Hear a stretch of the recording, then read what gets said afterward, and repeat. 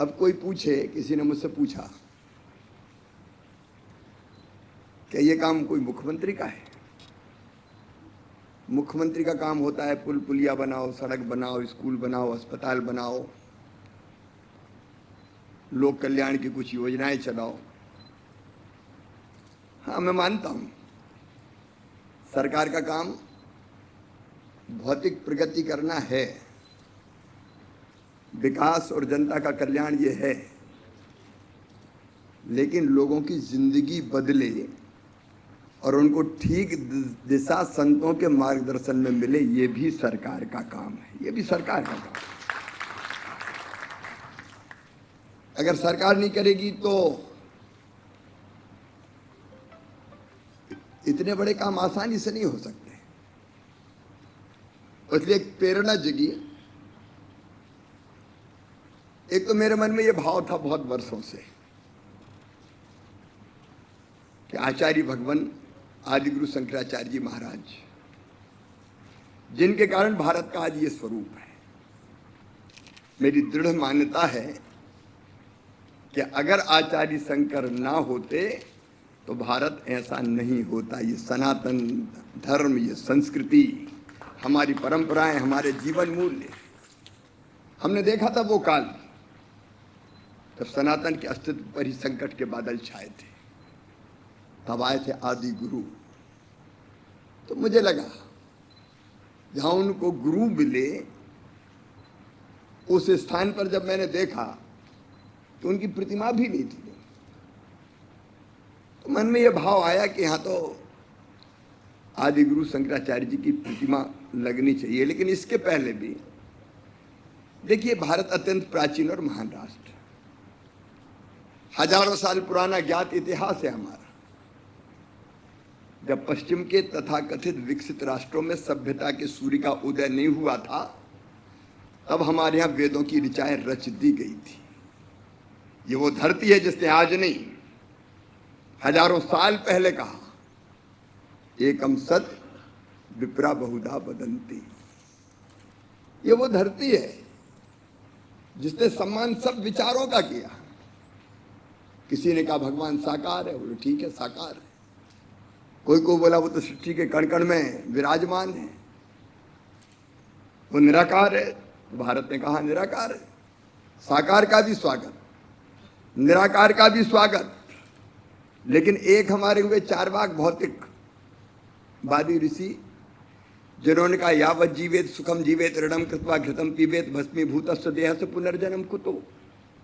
तो उनको सूली पर नहीं लटकाया भारत ने, उनका नहीं, इसने भी नया दर्शन दिया है। तो ये भी महर्षि है, वो महर्षि चारवाक हो गए। लेकिन आप इससे आगे बढ़ के देखिए, ये धरती है जो दुनिया आज सोच रही है, उसको हजारों साल पहले इस धरती ने कहा अयम निजम परा वेत्ति गणना लघु चेत साम उदार चरिता नाम तो वसुदैव कुटुंबकम। ये मेरा, ये तेरा है। ये सोच छोटे दिल वालों का होता है।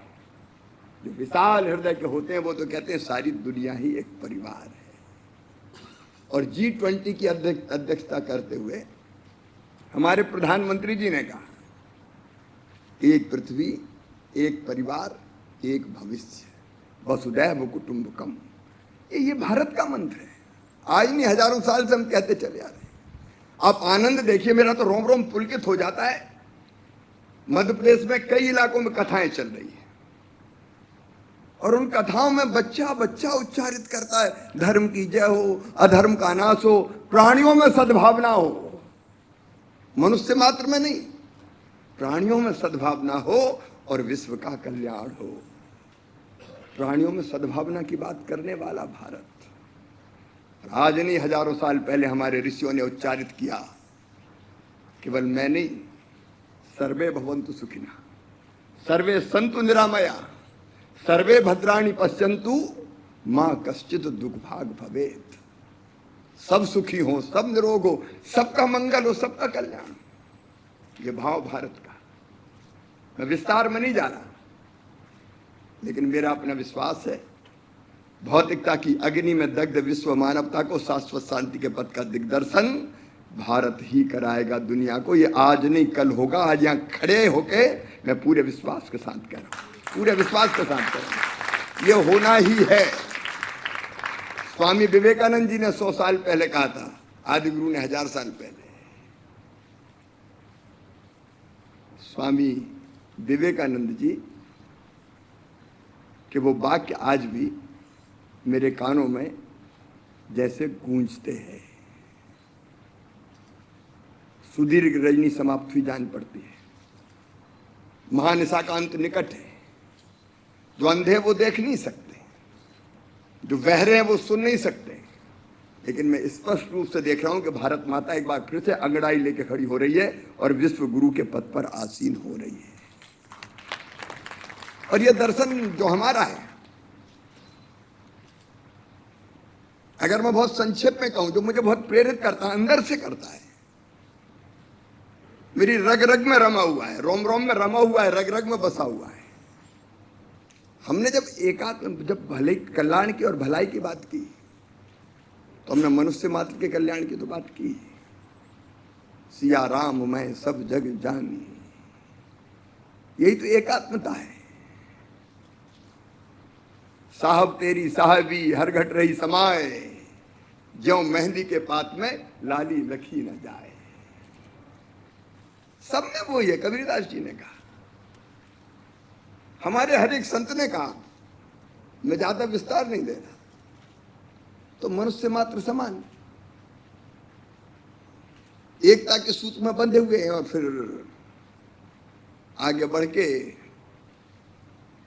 फिर भारत ने भी कहा, सो अहम, मैं वही हूं। लेकिन केवल मनुष्य मात्र की बात नहीं की। मनुष्य का पंडित दीनदयाल उपाध्याय जी ने बहुत सुंदर विवेचन किया एक आत्मानव दर्शन में। मनुष्य केवल शरीर नहीं है, शरीर है, शरीर का सुख चाहिए। शरीर से आगे बढ़ के मन है, मन का सुख भी चाहिए। बुद्धि है, बुद्धि का सुख भी चाहिए। लेकिन फिर उन्होंने कहा, आत्मा है, आत्मा का सुख भी चाहिए। शरीर, मन, बुद्धि, आत्मा, चारों का समुच्चय मनुष्य, और इसलिए पूरी तरह सुखी करना तो चारों का सुख चाहिए। अब वो चारों के सुख का भी विवेचन मैं नहीं करूंगा, लेकिन ये भी कहा कि केवल मैं नहीं, हम भी है, समाज भी है, और समाज के भी शरीर, मन, बुद्धि और आत्मा होते हैं, तो उनका भी सुख चाहिए। उसके धर्म, अर्थ, काम, मोक्ष, 4 पुरुषार्थ। लेकिन इससे आगे बढ़कर कहा कि केवल मनुष्य नहीं, एक ही चेतना सब में, केवल मनुष्यों में नहीं, प्राणियों में भी वही चेतना है। एक ही चित्त तत्व समस्त जड़ एवं चेतन में विराजमान है। प्राणियों में भी वही चेतना है। और इसलिए मैं कहता हूं कई बार कि हमारे यहाँ 10 अवतार मानते हैं, उनमें से 4 अवतार तो 12 है मत्स्य कूर्म, पूरी तरह से पशु के रूप में, और नरसिंह अवतार आधा मनुष्य और आधे पशु के रूप में। उनमें भी वही चेतना है। हमारे देवताओं के सारे वाहन देख लीजिए। भगवान शंकर नंदी पे विराजेंगे तो भगवान विष्णु गरुड़ पे बैठ के आएंगे। नर्मदा मैया मगर की सवारी करते हैं, भूरे मगर की। तो लक्ष्मी मैया उल्लूक पे विराजती है, दुर्गा मैया सिंह वाहिनी है, गणेश जी तो मूसक पे चले आते हैं। हर एक का वाहन आप देख लीजिए। ये भाव क्या है? ये भाव वही है, एक ही चेतना। लेकिन केवल इतना ही नहीं, इस देश ने कहा जो दुनिया को बचाएगा, मैं फिर कह रहा हूं पूरे अधिकार के साथ, पेड़ पौधों में वही चेतना है। इसलिए बट के वृक्ष की पूजा, पीपल के वृक्ष की पूजा, तुलसी का वृंदावन, ये कौन सा भाव है? और केवल पेड़ों में नहीं, नदी हमारे यहाँ जलवाहिकाएं नहीं है, उनमें भी वही चेतना। इसलिए पवित्र माताएं गंगा, सिंधु, कावेरी, यमुना, सरस्वती, रेवा, महानदी, गोदा, ब्रह्मपुत्र, पुनात्मा, ये माएँ हैं, हमारी माता है। पर्वत चट्टानों का ढेर नहीं है, देवतात्मा हिमालय, गोवर्धन की पूजा, सब में वही चेतना है। मनुष्यों में, पशु पक्षियों में, कीट पतंगों में, पेड़ पौधों में, नदियां, पर्वत, पहाड़ों में, ग्रह, नक्षत्र, तारों में एक ही चेतना है। और जब हमारी ये चेतना विकसित होती है तो फिर द्वैत समाप्त होता है, अद्वैत आता है।